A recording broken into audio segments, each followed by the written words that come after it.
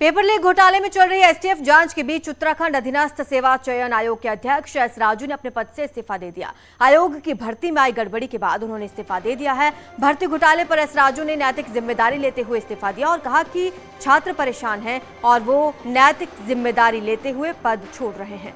दिसंबर 2021 में आयोग की भर्ती में पेपर लीक हो गया था, लेकिन बावजूद इसके पेपर लीक होने के बाद भी परीक्षा रद्द नहीं की गई थी और सीएम धामी के निर्देश पर अब हाल में ही जांच शुरू हुई है, जिसमें अब तक 13 लोग गिरफ्तार हो चुके हैं।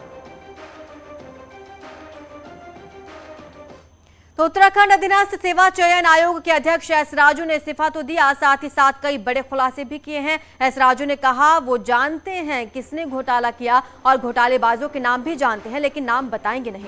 पुलिस को अपना काम करने दे, यही कहा एस राजू ने। मैं नाम जानता हूँ लेकिन नहीं बताऊंगा। Let the police say that, because right from the beginning मैं कन्विंस हूँ इसमें कुछ गड़बड़ हुआ है।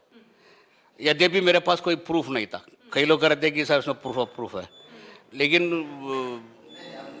किसी ने प्रूफ दिया नहीं मुझे, इसलिए मैं स्वयं बैठ के जांच किया था इसको। मैं स्वयं कंप्यूटर में बैठ के जांच किया था और अल्टीमेटली मुझे लगा कि लगभग 82 लोग हैं, ये इन लोगों को डाउट है इनके ऊपर। के ऊपर से प्रेशर था, पॉलिटिकल प्रेशर हो या फिर कैंडिडेट्स की तरफ से या जो सफ़ेद पोश लोग हैं उनकी तरफ से प्रेशर था? किस मामले में? एग्जाम में भर्ती अपने लोगों को फिट करवाने के। डेफिनेटली तो था, लेकिन मैं नहीं मानता था इसको। मैं कभी नहीं माना। मैं तो इस 6 साल में वो भी नाराजगी हो सकता। मुख्यमंत्री पुष्कर सिंह धामी ने कहा कि पेपर लीक घोटाले की जांच आगे भी चलती रहेगी और जब तक इसकी जड़ तक नहीं पहुंचेंगे तब तक एसटीएफ अपना काम करती रहेगी।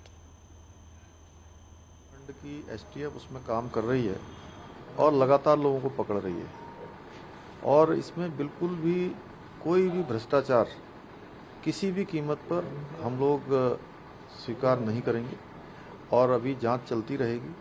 जब तक कि इसकी तह तक नहीं पहुंच जाएंगे तब तक हम जांच को चलाएंगे।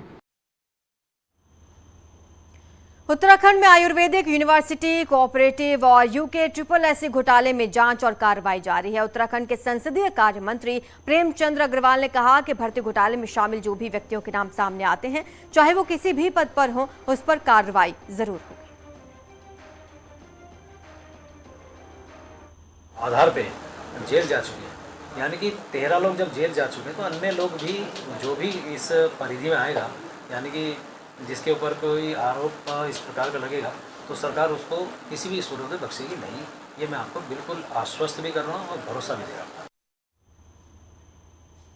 उत्तराखंड अधीनस्थ चयन सेवा आयोग 2021 परीक्षा पेपर लीक मामले में एसटीएफ की कार्रवाई लगातार जारी है। मामले में अब तक 13 लोगों की गिरफ्तारी हो चुकी है। हर गिरफ्तारी के बाद मिलने वाले साक्ष्य एसटीएफ के सामने एक और कड़ी बना रहे हैं। वहीं एसटीएफ ने बीते कुछ दिनों से अरेस्ट हुए आरोपी महेंद्र चौहान का 24 घंटे के लिए पुलिस कस्टडी रिमांड लिया था। रिमांड के दौरान आरोपी के काशीपुर ठिकाने से नकल करने वाले लोगों से वसूले गए बैंक चेक समेत परीक्षा पेपर और अहम सबूत बरामद हुए हैं। ये सबूत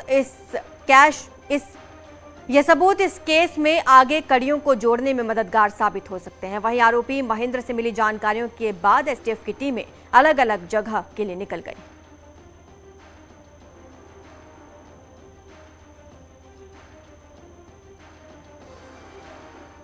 ये 2 चीज़ें इसमें महत्वपूर्ण है कि एक होता है जो गैंग जो इस पेपर को लीक कराता है या गलत गतिविधियां करके पेपर को वहां से आउट कराना या क्वेश्चंस को आउट कराना और छात्रों तक पहुंचाना। तो पहली चेन में ऑलमोस्ट हमें काफ़ी सारी सफलता मिल गई है और संभावना ये भी है कि इसमें अन्य लोग भी इसमें शामिल हो सकते हैं, क्योंकि 6 लोग से जो पूछताछ हुई है उसमें काफ़ी सारी चीज़ें हमें सुराग भी लगे हैं।